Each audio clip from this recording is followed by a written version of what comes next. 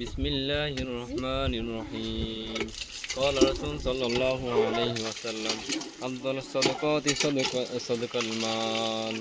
اللهم صدقة الجارية عن أبناء الحج إبراهيم الجليل، صدقة عن ودنا الحج إبراهيم الصبحي الجليل، والصدق عن ودنة منيرة محمود نمر الجليل.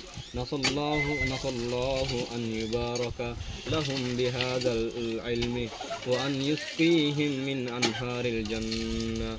اللهم صل على محمد وعلى آل محمد كما صليت على إبراهيم وعلى آل إبراهيم.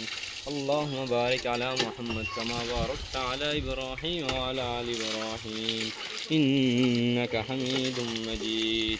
آمين.